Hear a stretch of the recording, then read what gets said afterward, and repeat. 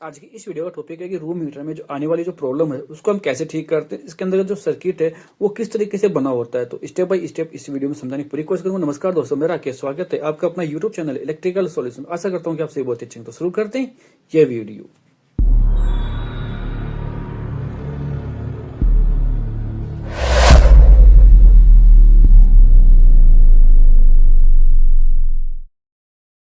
इस room heater के सभी स्क्रू को मैं यहाँ पे खोले हूँ, लेकिन ये स्क्रू बचा हुआ है, इसे भी मैं स्क्रू ड्राइवर की मदद से खोल लेता हूँ। तो यहाँ पे जितने स्क्रू होते हैं उसे खोलने के बाद हम इसके अंदर के जो पार्ट्स है उसको हम अगर प्रॉब्लम हो तो उसको ठीक कर पाएंगे। यहाँ पे वायरिंग को समझाना थोड़ा सा। यहाँ पे पीवीसी जो वायर टाई लगी हुई है ये की, तो इसे मैं यहाँ पे कट कर दिया हूँ। अब इसकी जो वायरिंग है उसको समझाना थोड़ा आसानी होगा।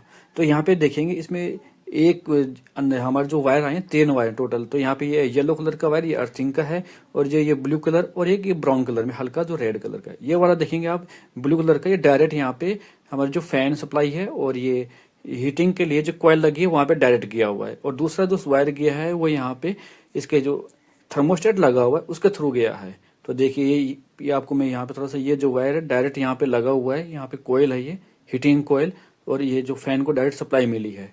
तो यहाँ तक ये वायर डायरेक्ट गया हुआ है। तो इसको हम जो अपना मल्टीमीटर आता है या फिर क्लेमीटर आता है उसके जो कंटिन्यूटी मोड है उसके द्वारा हम इसको इजीली चेक कर पाते हैं। तो यहाँ पे देखिए इसको मैं बजर मोड में सेट कर लिया हूँ। बजर मोड में सेट करने के बाद देखेंगे मैं यहाँ पे प्रोब के साथ लगा रहा हूँ। हमारे अगर बीप की आवाज़ ना आए तो हम ऐसी स्थिति में जो ये मेन लीड होती है ये खराब होने की स्थिति में इसमें बीप की आवाज़ हमें सुनने को नहीं मिलती है, यानी कहीं वायर बीच में से ब्रेक हो जाता है। अभी देखिए दूसरा जो वायर यहाँ पे डायरेक्ट ये जो थर्मोस्टेट लगा हुआ है यहाँ पे ऑटो कट का काम करता है। तो यहाँ पे डायरेक्ट सप्लाई मिली है, इसके द्वारा यहाँ पे ये रोटरी स्विच है उसके पास सप्लाई गई है जो फैन को और हीटिंग के लिए सप्लाई देता है वहां से। ये जो मेन स्विच है यहाँ पे देखेंगे लूप किया गया है। इस यहाँ पे क्या है कि ये जो रोटरी स्विच है यहाँ से एक तो फैन को सप्लाई मिलती है और दूसरा जो यहाँ पे हीटिंग के लिए कोयल है उसको सप्लाई मिलती है। तो यहाँ से ऊपर के जो पॉइंट है यहाँ से फैन को सप्लाई मिला, और जो ब्लैक कलर का ये जो वायर देख पा रहे हैं ये डायरेक्ट फैन को गया है। यहाँ पे ध्यान देना, अगर फैन काम ना करे तो ऐसी स्थिति में इसको रिपेयर, जो फैन है उसको रिपेयर करना बहुत जरूरी होता है, क्योंकि कोयल डायरेक्ट अगर चलेगी कंटिन्यू तो ये पीवीसी है ये मेल्ट हो जाएगा और ये जो हमारा फिर रूम हीटर है वो किसी काम का नहीं रहेगा। यहाँ पे देखेंगे इस प्रकार से हम इसकी जो कंटिन्यूटी है वो इसको चेक कर पाएंगे। और वहाँ पे एक पतला सा पिन और लगा रहता है, वो थर्मोस्टेट का तरह काम करता है दोनों कॉइल के लिए। मैं अभी रूम हीटर को ऑन करता हूँ ताकि आपकी जो इसकी जो वायरिंग है वो उसको और अच्छे आसानी से आप समझ पाएंगे। तो फाइनली मैं यहाँ पे वहां से सप्लाई ऑन कर दिया हूँ मेन बोर्ड से। अभी मैं जो वायर है वो इस फैन की जो ब्लेड है उसके साथ टच ना होने, तो वो यहाँ पे कर सकते हैं, शॉर्ट सर्किट हो सकता है। तो चलिए मैं आपको थोड़ा सा इसको साइजिंग से कर देता हूँ। देखिए यहाँ से जैसे मैं ऑन करूंगा तो ये रूम हीटर ऑन हो चुका है। वहां से हम दूसरा जो स्विच है उसके द्वारा हम फैन और हीटिंग को एडजस्ट कर सकते हैं। जब हम हीटर को ऑन करते हैं तो ध्यान रहे उस स्थिति में ये फैन भी इसका कंटिन्यू रनिंग में रहेगा। अगर हम सिर्फ फैन को ऑन करना चाहें तो हीटिंग को बंद कर सकते हैं। यहाँ पे देखिए थर्मोस्टेट को आप ध्यान से देखिएगा, जैसे ये ऑटो कट होगा यहाँ से इसका जो पत्ती का जो संपर्क है वो यहाँ पे छूट जाता है। मैं यहाँ पे आपको थर्मोस्टेट थोड़ा जूम करके दिखाने की कोशिश करूंगा। मैं एक बार इसको एडजस्ट कर लेता हूँ, क्योंकि फिर भी हम कैमरे में इसको अच्छे से कैच नहीं कर पाएंगे। रियल में अगर हम देखना चाहें तो हमें रियल में देख पाते हैं। तो यहाँ पे मैं थोड़ा सा इसको जूम किया हूँ, लेकिन इसको कैमरे में हम अच्छे से इसको कैच नहीं कर पा रहे हैं। तो फाइनली ये जो थर्मोस्टेट है कुछ इस तरह के डिजाइन में रहता है। थर्मोस्टेट हमें अलग अलग सर्किट के अंदर अलग अलग डिजाइन का देखने को मिलता है, लेकिन ये जो रूम हीटर है इसमें इस डिजाइन का थर्मोस्टेट लगा हुआ है।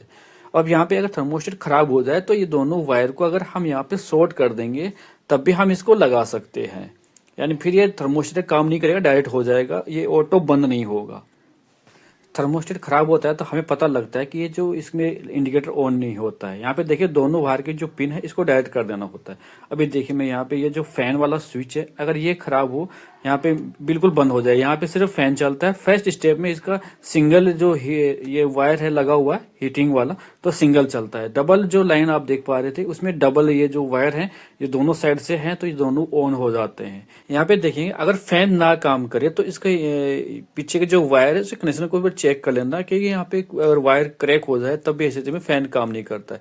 और यहाँ पे सिर्फ इसका इंडिकेटर ग्लो करे तो यहाँ पे इंडिकेटर ग्लो करे तो यहाँ पे फिर चेक करना होता है कि हमारा जो इसमें रोटरी स्विच है वो काम कर रहा है कि नहीं कर रहा है। सभी कनेक्शन को अच्छे से चेक कर लेना है।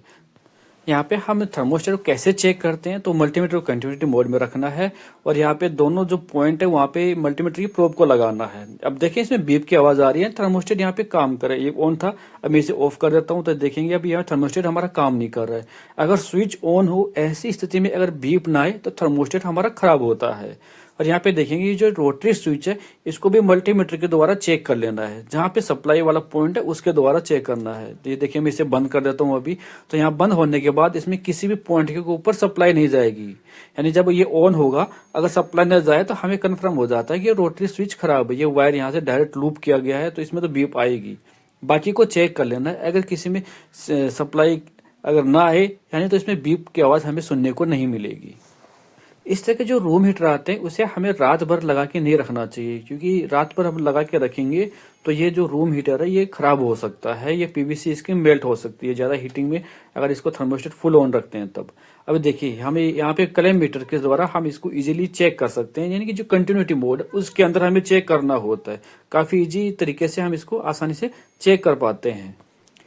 उम्मीद करता हूँ मेरे द्वारा दी गई जानकारी आपके लिए बहुत ही हेल्पफुल रहेगी। वीडियो हेल्पफुल लगी प्लीज वीडियो लाइक करना, अगर आपने हमारे चैनल सब्सक्राइब नहीं किया सब्सक्राइब कर लीजिए और बेल आइकन ऑन कर लीजिए ताकि आने वाली हेल्पफुल वीडियो का नोटिफिकेशन आपको मिलता रहे। इस वीडियो से कोई सवाल या सुझाव रहता है तो आप हमें कमेंट बॉक्स में पूछ सकते हैं। इस रूम हीटर का अनबॉक्सिंग और इसका फुल रिव्यू का वीडियो बनाया तो उसका लिंक आपको डिस्क्रिप्शन में मिल जाएगा या फिर हमारे कमेंट बॉक्स में पिन कर दूंगा, तो वहां से भी आप देख सकते हैं। इस वीडियो में इतना ही, धन्यवाद दोस्तों, मिलते हैं फिर नई वीडियो में नए टॉपिक के साथ। जय हिंद।